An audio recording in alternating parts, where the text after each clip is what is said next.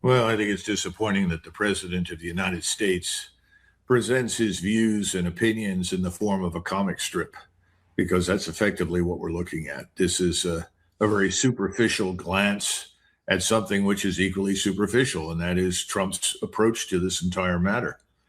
There's no maturity, there's no balance, there's no real diplomacy, there's no serious thinking about the strategic implications for us, let alone the rest of the world. And the rest of the world right now is really very, very close to walking away from us completely.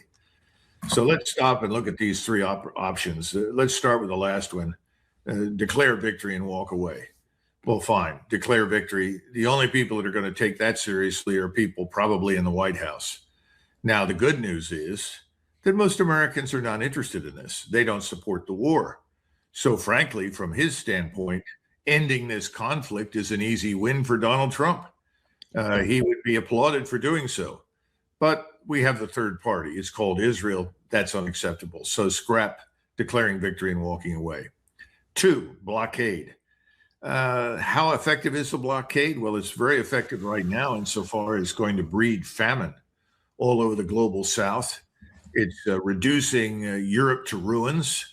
It's creating conditions all over the world conducive to panic and destruction. Why? Because there are 47 different types of petroleum products that can't get out of the Persian Gulf. He's not really hurting Iran. Iran will stay the course. There is no evidence that Iran is going to wake up tomorrow morning and say, please, please don't harm us anymore. The exact opposite is the case. We have a increasingly radicalized population, particularly under the age of 40, that wants no more discussion and no more negotiations with us under any circumstances. So the blockade is going to do more damage to us as a country and ultimately more damage to the rest of the world than it's going to harm Iran. In fact, Iran will probably come out of this looking like a superhero compared to us, given where we're headed. And that leads us to the last option, which is go back, repeat what you did before with more violence, more munitions, more forces. Will that work? I doubt it very seriously, but I think that's what he considers to be probably his best option. He's put everything on the line. His presidency right now is on the line. His survival in office is on the line. If he took option three, I think he could survive. Option two will not keep him there. Will option one keep him in office? Well, he may think so, because he may say, I may get lucky. The problem with the first option is the Chinese, the Russians, the Indians, everybody around the world that's watching this, everybody in Europe is sort of suspending disbelief that we would be this barbarous and this stupid to put everything on the line for a war against a country that threatens none of them. So I think he'll go for option one, because I don't think he gives a damn what happens around the world. I don't think he gives a damn about anything or anybody else. So I think you're going to get option one. Hope I'm wrong. Now, one of the things that you had spoken to me about earlier today is you said this issue of the fertilizer has slowed to a trickle there. And you say, and I think when you're talking about how barbarous some of our actions are and don't care about what happens around the world, what does this chart tell you? Well, look at November. It talks to you about weekly exports through the Strait of Hormuz in terms of tons of fertilizer. We are effectively reversing the green revolution.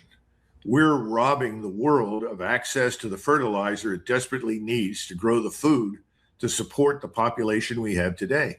And if you look at that, nothing is coming out of the Gulf. And neither the Russians nor we nor anybody else can produce enough to export and help others. In fact, there was a letter sent to the President of the United States that was signed by leaders in the agricultural arena. They were talking about farmers. Right now, bankruptcy among farmers is up 46%. And the farmers in the United States are in real danger because they too can't afford the fertilizer, because the price of fertilizer has risen dramatically. So we're going to suffer. We're going to have less available. We are going to have shortfalls on the shelves inside of the various food marts. We're going to have a lot more people showing up at the food banks. Only the food banks aren't going to be able to help them very much because they won't have additional food. Trump doesn't seem to understand this. And from the very beginning, he always had the option of coming forward after the failure of this first operation and say, look, on humanitarian grounds, as the president of the United States, and he styles himself the leader of the free world, although I think that falls on deaf ears now, I am going to suspend this operation because it's in the interest of the world to stop. Well, he's not going to do that. And so he's throwing our farmers under the bus. He's throwing the American population standard of living under the bus. He's throwing much of the world under the bus. He doesn't seem to care. Now, let me ask you another question, Doug. I know something that is kind of left a pretty sour taste in your mouth about something that was in the Washington Post last week by Mark Thiessen.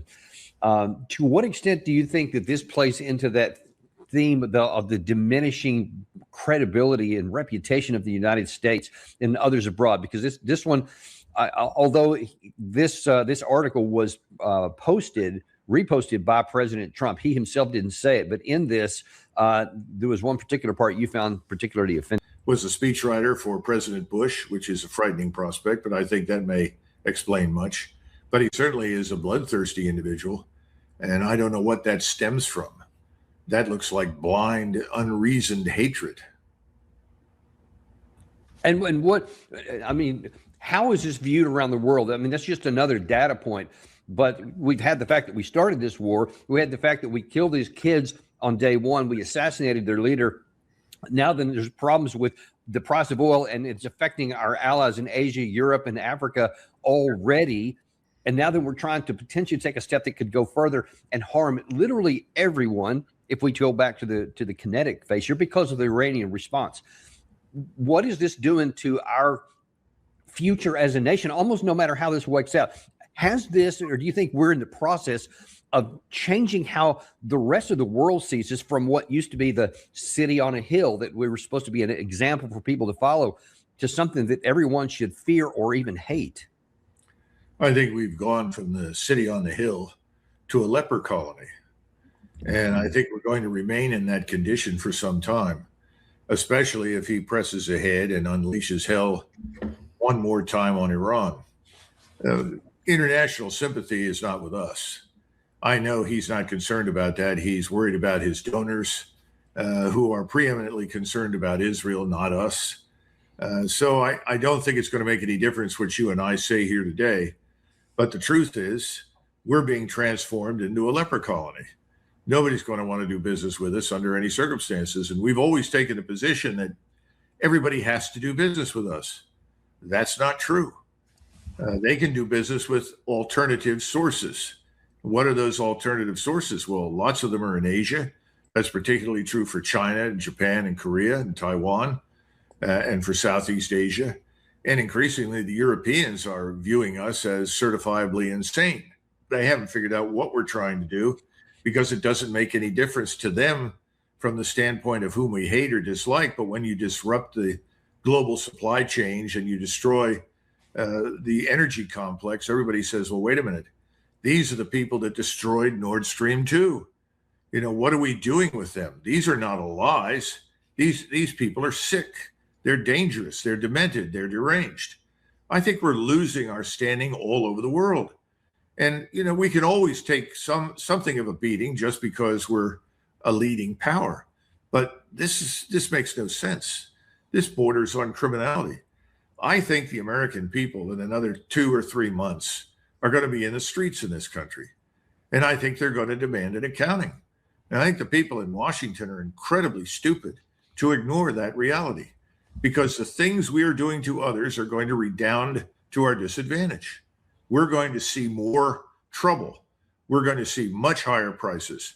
We're going to watch the financial markets collapse. We're going to watch President Trump's sacred stock market lose 50, 60% of its value. At that point, the world changes, not just us, the whole world. But we are going then have to adapt to a very different environment here at home. We've lived in a state of abundance for decades. We're about to go into a state of scarcity. In other words, we're going to replace the abundance that we've become accustomed to, that we like and take for granted. It's going to become scarcity. People are not going to be able to buy the things that they're accustomed to buying. They're not going to be able to go where they want to go. I don't think the people in Washington understand this. I think they're living in a fantasy world because they're living in the world where you can print money. Well, you can print money, but you can't print petroleum.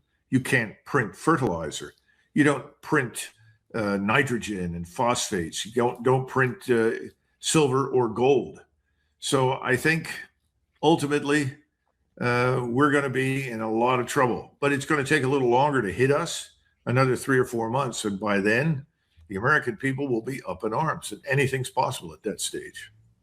You know, one of the things that could hasten that on is if we return to combat operations, because Iran has definitely promised that if there is any attack at all, if it's resumed, no matter, even if we try the so-called small version, they again won't recognize the scale of it, only the fact of it, and that they said they will immediately strike back and hit energy sources throughout the Gulf, et cetera. And now that you don't have a political block, you have a physical block of supply. It can't be turned back on for maybe close to a year, something probably not till next year at the earliest once the war is over. So that's the worst possible outcome. Well, actually, let's stop a minute because it's worse than that. Most of the analysts that are familiar with the oil markets, and they understand what it takes to drill for oil and extract it, are saying that if we stopped everything right now, we might recover in 18 months, maybe 2 years. Because remember, we've already got examples in the Gulf of drilling rigs that are no longer drilling because they have nowhere to put the excess oil supply. They're filling up the tanks. Those tanks are sitting there. But if you can't drill, you can't pull it out. The water, the pressure underground drops, water infiltrates. It may take a lot of money and a lot of time to refit and rework the oil infrastructure and make it productive. Remember, the corporate heads of the oil sector met with President Trump about Venezuela, and they tried to explain to him how much money it would take and how long it would take to recover Venezuela from the state of decay that its oil infrastructure finds itself. We're now going to face that. Now, if we go back in now and do exactly what you've said, we'll probably attack many of the same targets. We'll no doubt find new ones. I also think we're going to find a much more resilient, robust, and capable Iran than we faced the first and second time. But then we're going to do so much damage. Most of the analysts and economists that I talk to are telling me, Doug, it may be 5 to 10 years before we recover. Now, that's a long time for the energy complex to get back on its feet.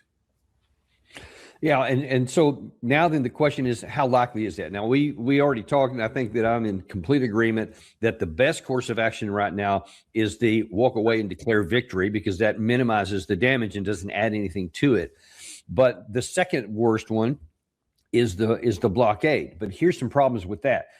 Gary just had a headline up there a minute ago of what Besson's calling Operation Economic Fury, where they have now again caused problems with the devaluing the currency in Iran. So they're continuing to do that while there's other things are going on as well. The blockade issue is the real problem for two reasons.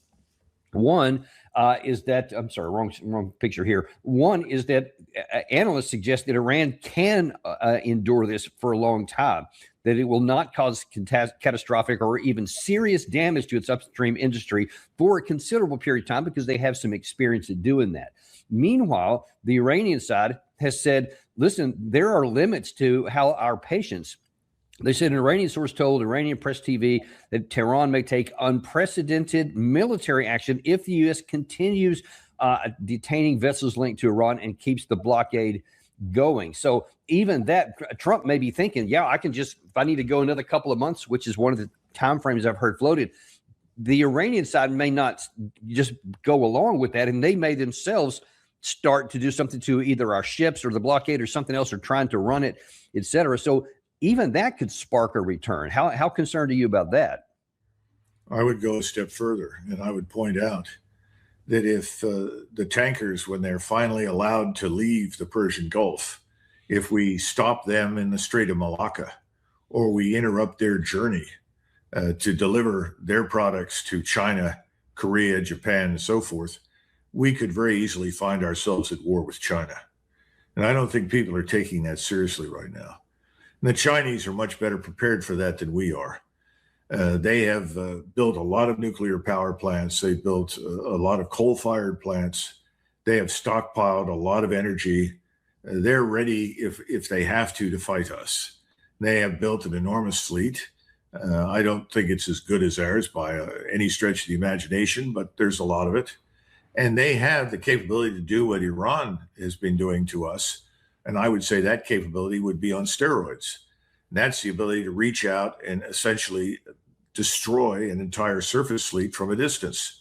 Not just the surface fleet, but any islands where we put anything. So I think we're courting disaster at this stage. And then the real question is, if China becomes involved, what will the Russians do? I suspect that they'll take the gloves off. They'll finish off things in Ukraine, and they'll turn with the Chinese against us. And I don't think they'll be the only ones. I don't think the Indians are going to sit there and do nothing, because India faces famine. India faces huge shortages. For these governments in Asia to do nothing and let us continue indefinitely is the pathway to suicide for them.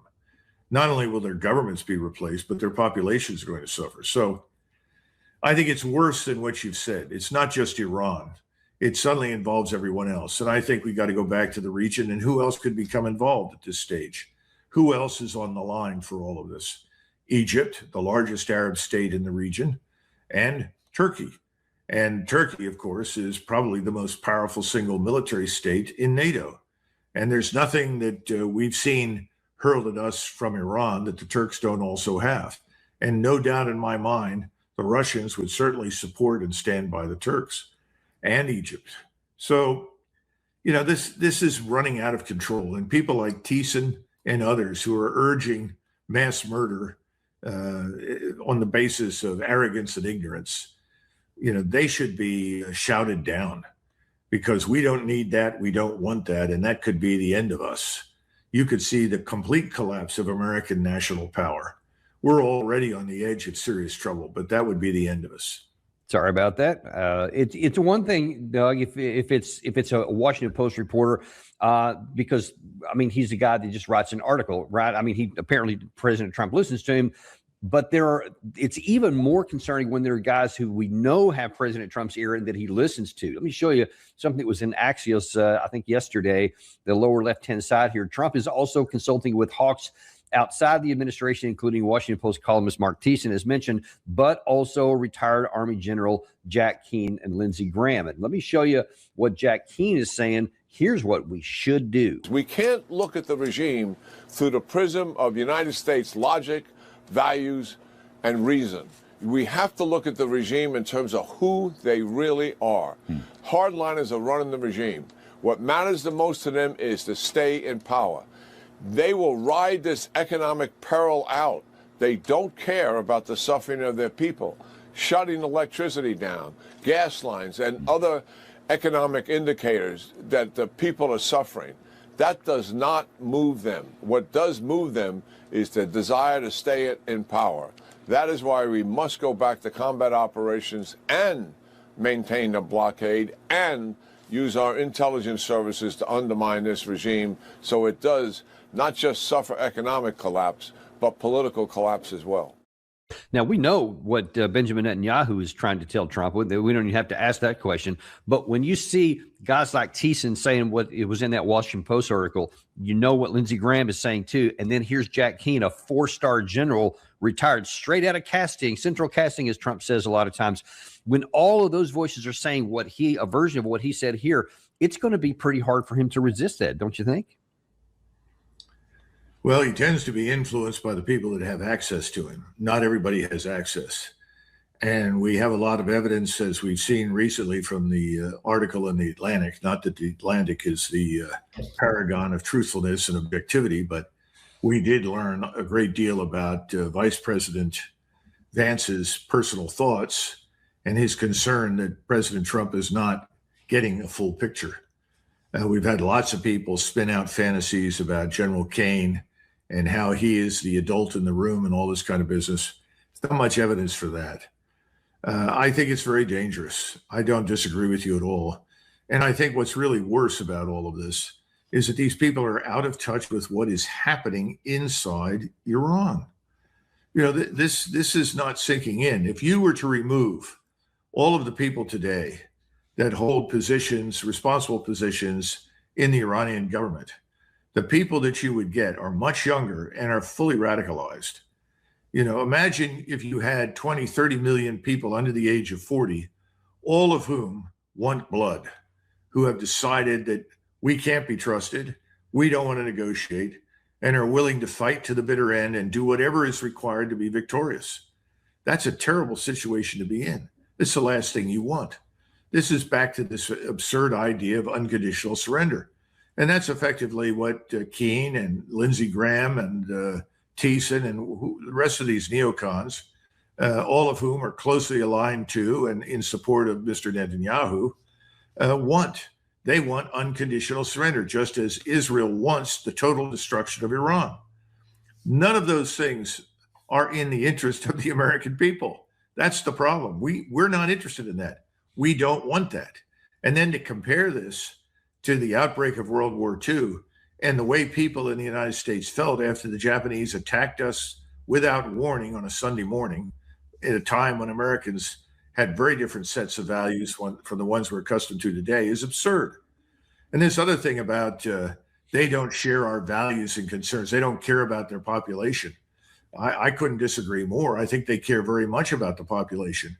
My concern is that if you're successful, you kill everybody that you are currently dealing with. The people that will step into their shoes, they will fight to the end. They will go down as martyrs before they ever go down on their knees to Israel, let alone us. Yeah, that's such a great point there, because that is their proclivity of a substantial portion of the population. And we're seeing it play out. They're actually living that right now. Well, listen, Doug, in the amount of time we have left, I want to shift gears to something we haven't talked about in a while, but there are things happening there too, which have an impact on us here. In addition to all this stuff that we're talking about with the Iran war, there's still the Russia-Ukraine war going on. And kind of underneath the headlines, there's been a couple of important things that have happened I want to bring to your attention, or to our audience's attention, and get your view on. Number one is the European Union has, first of all, they've started another sanctions package on Russia. I think it's the 20th, and they're trying to get yet another 21st. I guess they just don't ever learn that hasn't changed anything, but they're going to keep trying. Then they also approved, because Viktor Orban was defeated, a $90 billion loan package to Ukraine, which Ursula von der Leyen here applauds. In spring, we have said that we would deliver on the 90 billion loan for Ukraine one way or the other. Now we made good on this promise. We will disperse the first tranche of 45 billion euros for 2026, still this quarter. 1/3 for budgetary needs and 2/3 go to Ukraine's defense. And the first defense package will be on drones from Ukraine to Ukraine, worth some 6 billion euros. So our message is very clear. We will continue our support to the brave Ukrainian people and their armed forces. So let me just ask you, Doug, from a financial perspective, already because of our actions in the Persian Gulf here, everybody's oil prices is going up. Russia is potentially going to shut off what they had in Kazakhstan to make it even more problematic. Where are they going to get this money from?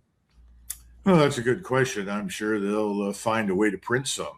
I mean, that's all I can say. Whether or not it's going to be worth much is open to debate, especially if things go in the direction I think they're going to go here in the United States in the near future. And all you have to do is turn on Ray Dalio. Even Jamie Dimon finally is admitting that the bond market is in great risk right now of essentially catching fire, in the sense that you end up with yields that are just impossible to ever pay. And all these things are coming. But let's keep something in mind. Von der Leyen was the Secretary or Minister of Defense in Germany. And one of her great contributions was to tell the manufacturers of armored fighting vehicles that they had to adapt seating inside armored fighting vehicles. We're talking about Martyrs, we're talking about Pumas, we're talking about various kinds of equipment to accommodate pregnant German women so that they could ride into battle.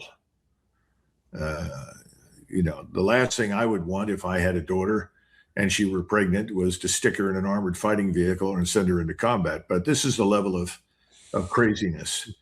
And on top of that, von der Leyen is from the state of Germany that is being systematically deindustrialized, all because of the hate fest that she and others have helped to start against Russia. And unfortunately, Europe is a place with long memories, and people can be convinced of things that aren't true based on what happened 80, 85 years ago. Trying to tell someone that the Russians today have nothing to do with the Soviet troops that raped millions of women and killed millions of people on their way into Europe doesn't really register with a lot of people that don't understand the difference, don't understand how profoundly different Russia is today. So they are the Pied Pipers leading this entire population straight into hell. The Germans are going to have to wake up. Now, the good news is that the Alternative for Germany has now scored enormous success at the ballot box, and they won 28% of the vote. Now, people in the United States say, well, that's not much. No.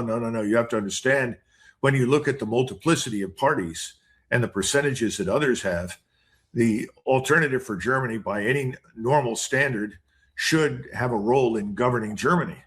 And of course, von der Leyen and her friends are going to throw themselves onto in front of the on-rushing locomotive to stop that if necessary, because, God forbid, the Alternative for Germany would throw out most of the migrants that have come into Germany since 2015 under Merkel. And that's something that is desperately needed, not just in Germany, but across Europe. So it'll be interesting to see what happens. But if the Alternative for Germany is barred from any future government, I don't think Germany is going to last too much longer as a true republic. There will be uprisings in Germany. And by the way, this is one of the reasons that President Putin has exercised as much restraint as he has, because he would prefer that the Europeans conclude that he really is not the enemy. But the only way for that to happen is to remove these globalists, these anti-nationalists, these internationalists who want to destroy Europe from power. And that hasn't happened yet, but I think we're getting closer. That's the good news. Well, yeah, we'll see how that goes. But let's look at the other half of that equation there with this $90 billion loan. Will that matter to Ukraine? Is that going to either sustain them so they can keep fighting and have some, I don't know, hope that somehow things can turn around in the future? Will this help it turn around? These drones she's talking about, will there be any chance that this could alter the balance of power between Russia and Ukraine?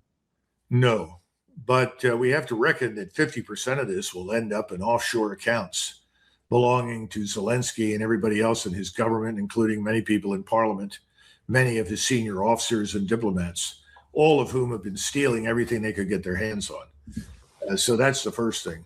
So what happens to the rest of it? The other 45 billion, will some of that trickle into the defense of the country? Yeah, probably. But is it really going to change anything? Well, they'll certainly get more assistance with drones, and drones have done a lot of damage. And that's the rub right now. The Ukrainians were able to launch a drone that they were helped to build, by the way. They do not build everything on their own. They don't create all the components on their own. Those components come from places like Great Britain and Germany and Italy and other countries, and they assemble them. And they were able to launch one roughly 1,000 plus miles all the way to the northern part of the Caspian Sea. These kinds of things have infuriated the Russian population. So just as we've succeeded in radicalizing the Iranians and the youth of Iran, I think the Ukrainians don't realize the extent to which people in Russia really want Putin to extract more than just a pound of flesh. They want him to go forward and flatten Ukraine. I don't think Putin will do that right away. I think he wants to avoid that for the reasons I've already outlined, because there's a good chance that things will change in Western Europe in the near future. But he's a human being. And even though he is enjoying right now about 72 to 75% approval in the polls, much better than anybody in Western Europe, certainly much better than Donald Trump, he can't turn a deaf ear to the Russian population. And contrary to what people report here, no, they are not taking heavy casualties on the Russian side. And the Russians are in a position right now that they could seize Odessa very quickly. And I'm sure that in his councils of war, it's being pointed out to him that the quickest way to put an end to this disaster called Ukraine is to seize Odessa. That would cut it off. It would become landlocked, entirely dependent upon what comes to it through Poland. And I think that could happen. And that would be the first step in the final dissolution of Ukraine and the end of this war. Because after you seize Odessa, it's not very difficult to seize Kiev. And I think more and more Russians are coming to the conclusion that they're going to have to do that, because this regime must be destroyed or there will be no peace, period, in Europe. And that's certainly the view of many on the Russian side, and the opposite view of those on the European side, because they still have these fantasies that something is going to change. One of those that has a fantasy is the King of Britain, who was in the United States to give a speech before the U.S. Congress. Now, notice how the subject of Ukraine comes up in this big applause line in the middle of this song. Watch this. In the immediate aftermath of 9/11, when NATO invoked Article 5 for the first time, and the United Nations Security Council was united in the face of terror, we answered the call together, as our people have done so for more than a century, shoulder to shoulder, through 2 world wars, the Cold War, Afghanistan, and moments that have defined our shared security. Today, Mr. Speaker, that same unyielding resolve is needed for the defense of Ukraine and her most courageous people.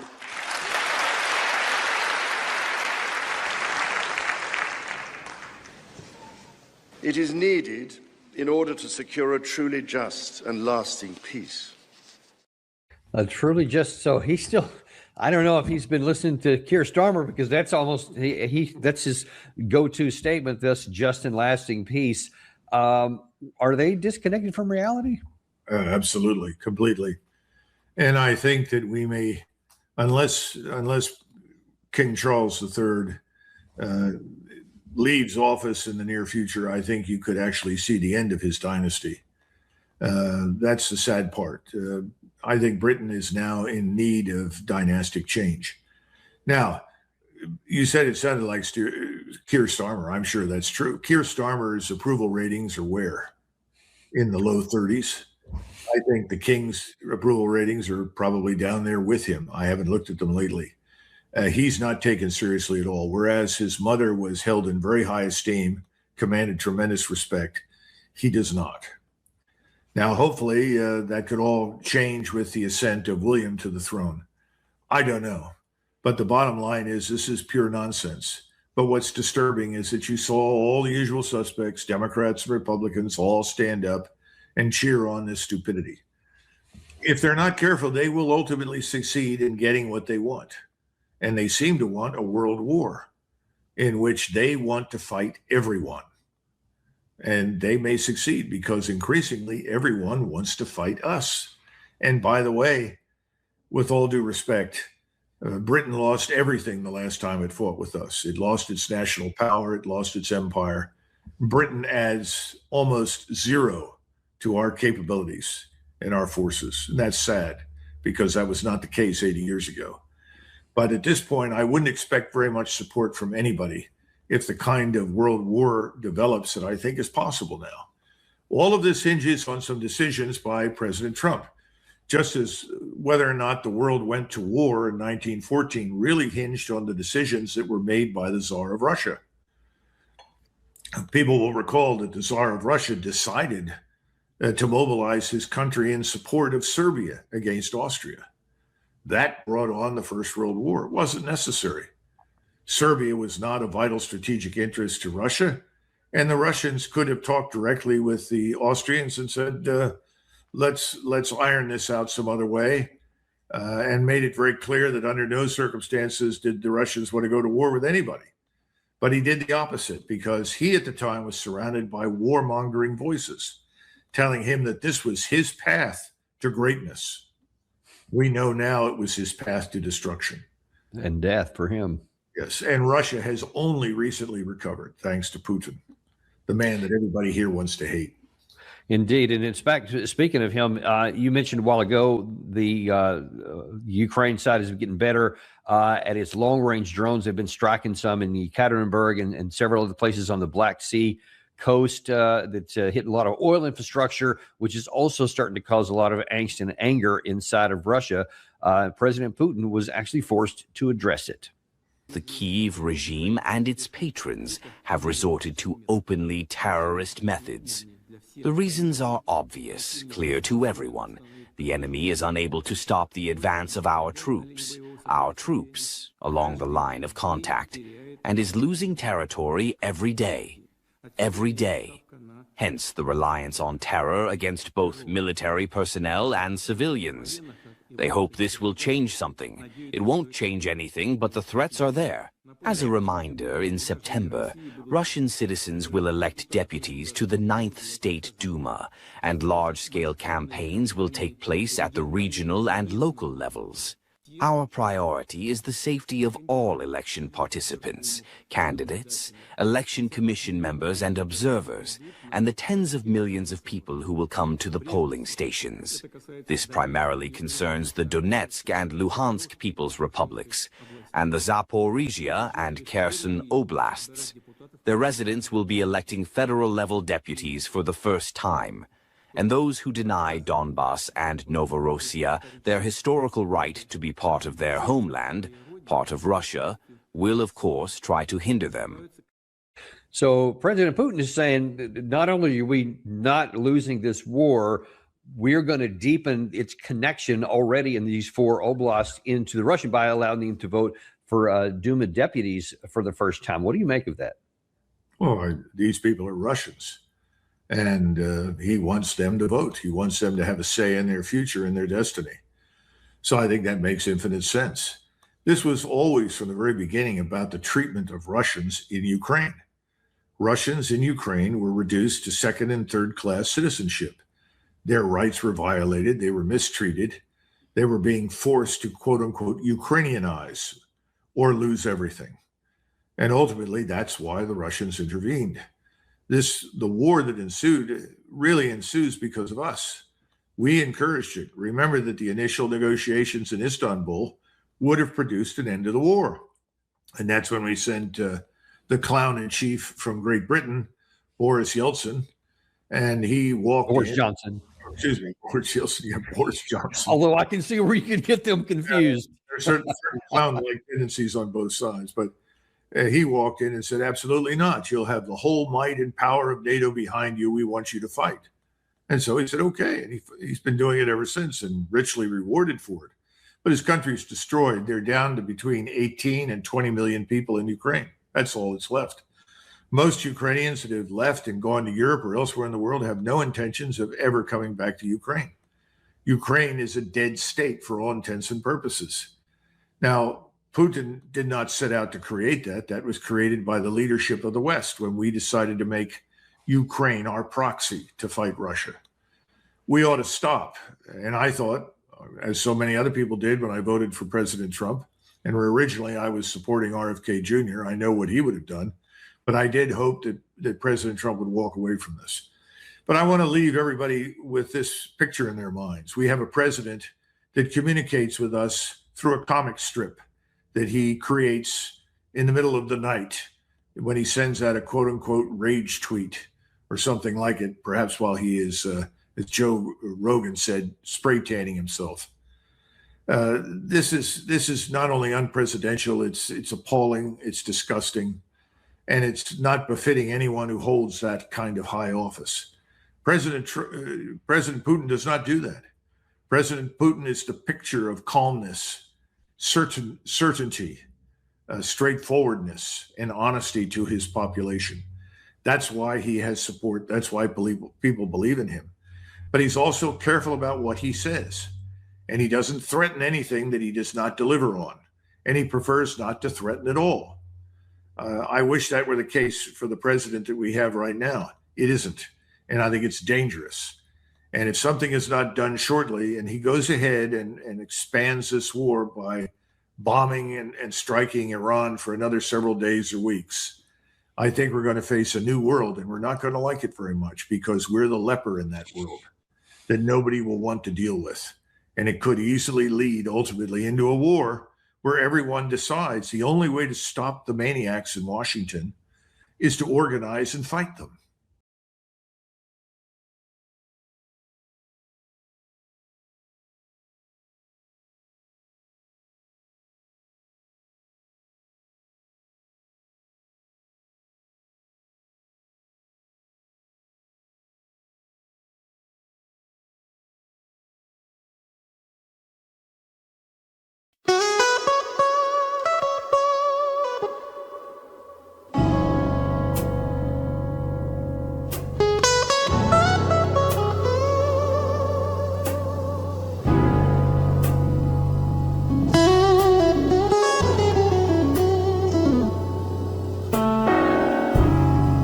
Last call came when an hour ago.